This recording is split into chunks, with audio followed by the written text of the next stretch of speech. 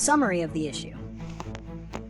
The proposed plan to increase construction and logging activities within a historically significant national forest has ignited a heated debate.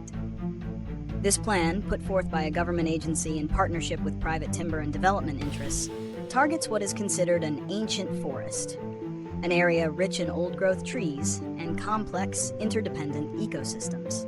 Proponents argue the project is a necessary measure for economic stimulus and forest health, while a coalition of environmental organizations, local community groups, and conservationists vehemently oppose it, citing irreversible ecological damage. The core of the conflict lies in a fundamental disagreement over how to best manage public lands, as a source of raw materials and economic growth, or as a protected natural resource for current and future generations. Detailed analysis of the proposal. The plan outlines a multi-pronged approach to resource extraction and development. It calls for the construction of new access roads, which would open up previously untouched areas to heavy machinery and commercial traffic. Alongside this, the proposal seeks to significantly increase the annual timber harvest quota. The justification provided is twofold: an economic boost to the region through job creation in logging and construction, and a strategy to mitigate the risk of catastrophic wildfires by removing deadfall and thinning the tree canopy. The argument is that sustainable forestry management will be employed to ensure the forest's long-term health.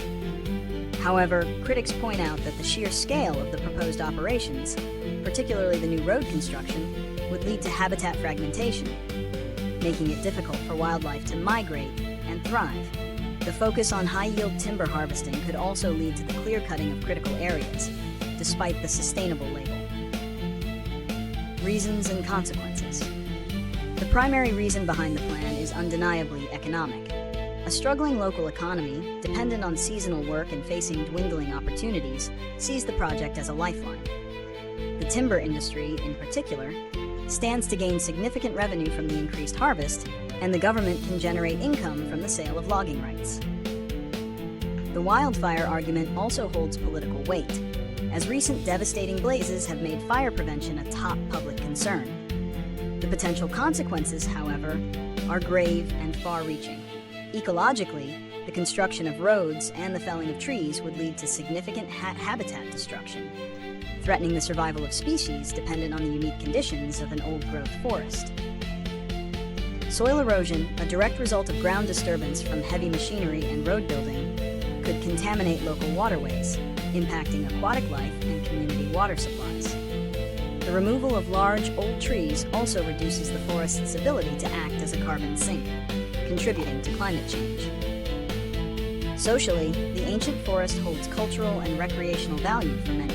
The proposal could disrupt traditional uses of the land and diminish its value as a destination for hikers, campers, and nature enthusiasts. Prediction and solutions. If the current plan is enacted without significant changes, the short-term economic benefits would likely be offset by long-term environmental degradation and social costs.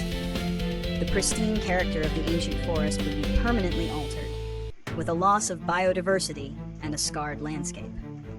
The fire prevention efforts could, ironically, make the forest more susceptible to fire in the long run by introducing more flammable debris and disrupting natural ecological cycles. The conflict would likely intensify, leading to prolonged legal battles and public protests. However, a more balanced and sustainable future is possible through a collaborative approach. The most effective solutions would involve a fundamental shift in mindset.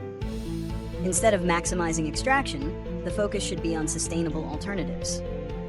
This could include promoting ecotourism, which provides a long-term economic benefit without damaging the core natural asset. Implementing strict, selective logging policies, rather than large-scale clear-cutting, could allow for managed timber harvests in less sensitive areas. Furthermore, investing in restoration projects and scientific research could better inform future land management decisions, ensuring that the forest's health is prioritized. By bringing all stakeholders to the table, government, industry, environmentalists, and local residents, a consensus can be reached that serves both the economic needs of the community and the invaluable ecological health of the ancient forest.